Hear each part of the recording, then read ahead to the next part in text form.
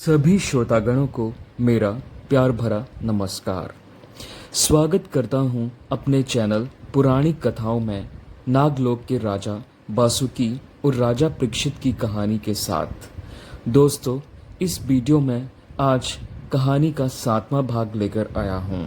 उम्मीद करता हूँ कहानी के पहले भाग आपने ज़रूर देखे होंगे। अगर नहीं देखे हैं तो कृपया मेरे चैनल को सब्सक्राइब करें और वीडियो को अवश्य ही शेयर कीजिएगा और बेल आइकन प्रेस करना ना भूलिएगा। आइए कहानी को विस्तार से सुनते हैं।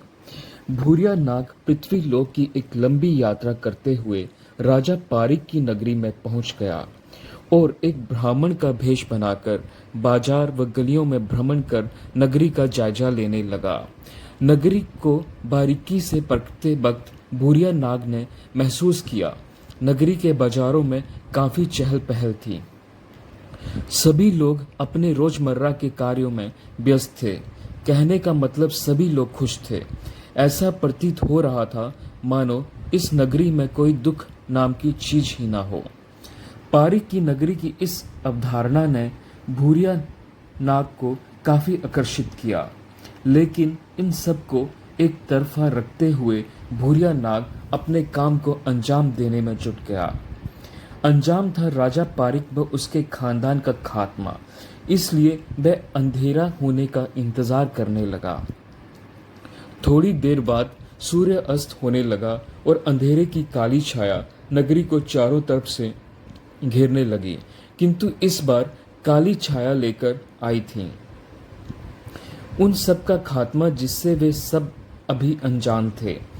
अंधेरा होने के बाद भूरिया नाग महल के पीछे गया और चारों तरफ देखकर तसल्ली की कि ये कार्य करते हुए उसे कोई देख तो नहीं रहा। फिर वह अपने असली रूप यानी नाग बनकर महल में प्रवेश कर गया। नाग के रूप में भूरिया ने सबसे पहले राजा पारिक के कक्ष में प्रवेश किया और राजा व रानी को डस लिया। फिर वह राजकुमार परीक्षित के कक्ष में गया और उन्हें भी डस लिया। उसके बाद भूरिया नाग हर उस कक्ष में गया जहां राजा का कोई करीबी रहता था और उन सभी को मौत के घाट उतार दिया। हालांकि भूरिया नाग को नहीं पता था कि राजकुमारी निहालदे स्वयं अपनी मर्जी से राजकुमार परीक्षित के साथ आई थी। इसीलिए वह राजकुमारी निहालदे के पास गया और बोला, पुत्री निहालदे, मैं उन सभी दुश्मनों को मौत के घाट उतार आया हूँ जो तुम्हारा जबरदस्ती अपहरण कर लाए थे। अब तुम सुरक्षित मेरे साथ नागलोक वापस चल सकती हो। वहाँ सब तुम्हारी प्रतीक्षा कर रहे हैं। अपने चाचा भूरिया नाग के मुख से ऐसा अशुभ समाचार सुनकर राजकुमारी निहालदे के हाथ पैर घबराहट के मारे फूलने लगे थे।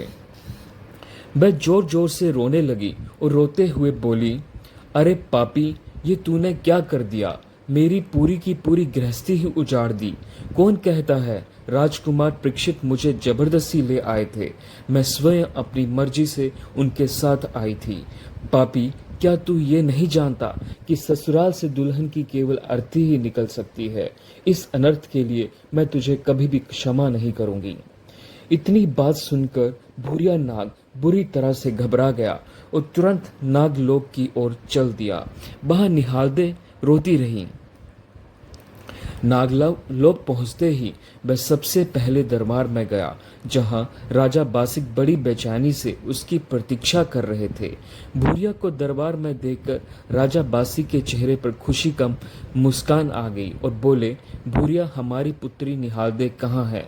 जल्दी बताओ, हमें बेचैनी सी हो रही है। अपनी ही भतीजी के मुख से ऐसे कटीले शब्द सुनकर भूरिया नाग का हृदय छलनी हो चुका था। अपने निराश मन से वह बोला, महाराज, मैंने राजा पारिक और उसके सारे खानदान को मौत के घाट उतार दिया, किंतु फिर भूरिया ने नगरी में जो भी घटना घटी वह सारी राजा बासिक को सुना दी।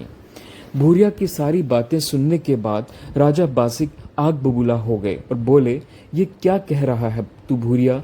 क्या वास्तव में हमारी पुत्री ने आने से इनकार कर दिया?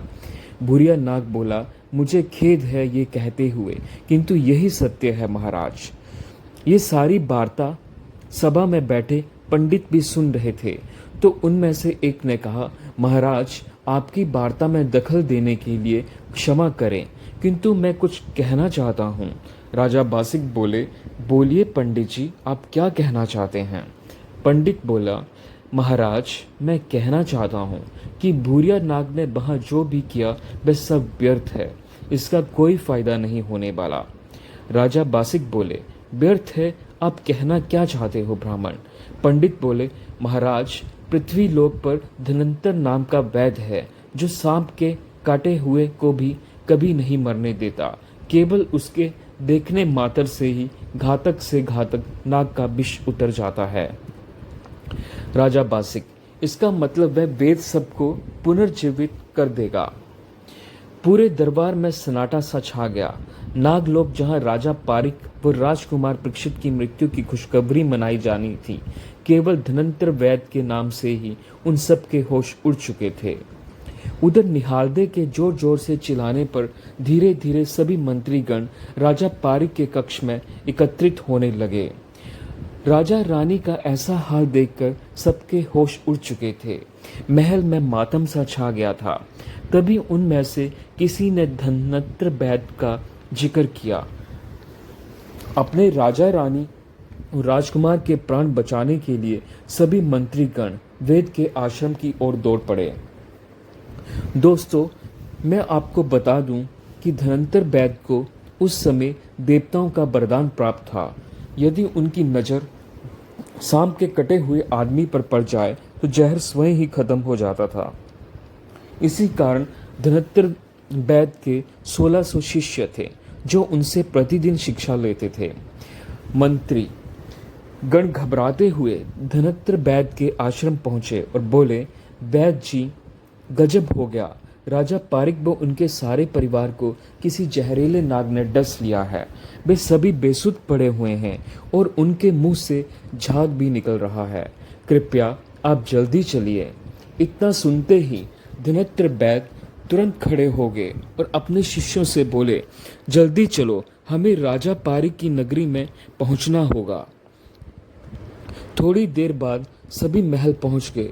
जब धनंतर वैद्य राजा पारिक के कक्ष में पहुंचे तो उन्होंने तुरंत नाग के काटे हुए स्थान पर अपनी दृष्टि डाली और राजा पारिक व रानी उठ खड़े हुए, जैसे कुछ हुआ ही ना हो।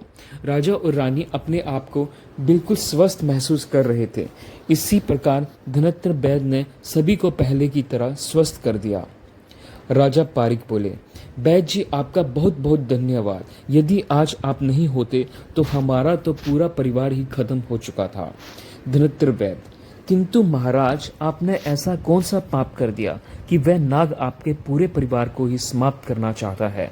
फिर राजा पारिक ने धनंतर वैद्य को राजा बासिक के साथ हुई खुद की मुलाकात और राजकुमारी निहालदे को लाने तक की सारी कहानी बता दी।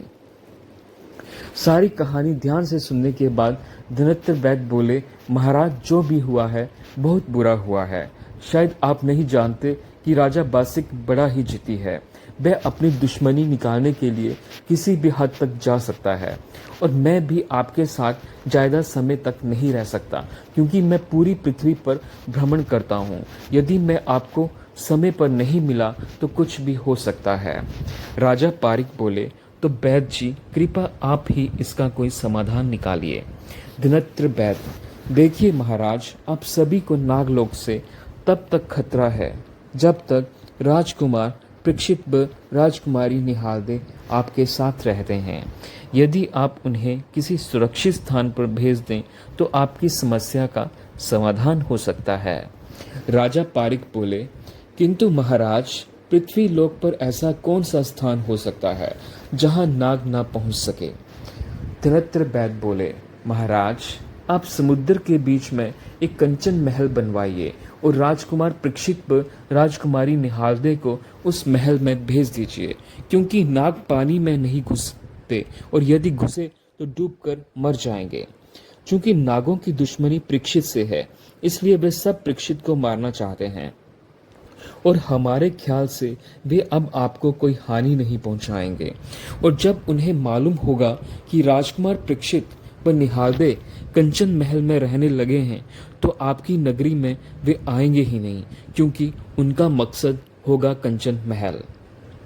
राजा पारिक बोले, जैसी आपकी आज्ञा वैदराज, हम कल से ही समुद्र के बीच कंचन महल का निर्माण आरंभ करवा देंगे, किंतु जब तक कंचन महल बनकर तैयार नहीं हो जाता, कृपा तब तक आप हमारे साथ ही रहिए।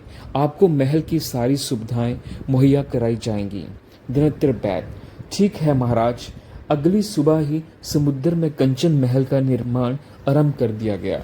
जब महल बनकर तैयार हो गया तो राजकुमार परीक्षित और निहालदे को कंचन महल में रहने के लिए भेज दिया गया। दोस्तों, अगले भाग में यानी भाग 8 में आप सुनेंगे कि आखिर अब नाग लोग कौन सी रणनीति अपनाएगा राजकुमार परीक्षित तक पहुंचकर उसे खत्म करने की। क्या अब नाग लोग के राजा पारिक और उनकी नगरी को कोई क्षति नहीं पहुंचाएंगे, या बन रही थी कोई ऐसी रणनीति जो निहालदे की जिंदगी उजाड़ने वाली थी, क्योंकि नागलोक के राजा बासिक के पास अभी भी ऐसी शक्तिशाली नागों का समूह था जो पृथ्वी लोक को अस्त व्यस्त करके रख सकते थे और जिनका अभी पृथ्वी पर आना बाकी था। आखिर क्या होने वाला है, आगे जानने के लिए बने रहे हमारी वीडियो में। कृपया चैनल को सब्सक्राइब जरूर करें। और अंत में फिर से मैं सभी से गुजारिश करता हूँ, कृपया जो लोग मेरी कहानियाँ तो सुनते हैं पर सब्सक्राइब नहीं कर रहे हैं, मैं फिर से निवेदन करता हूँ कि कृपया मेरे चैनल को सब्सक्राइब करें और ज़्यादा से ज़्यादा सपोर्ट करें। धन्यवाद दोस्तों।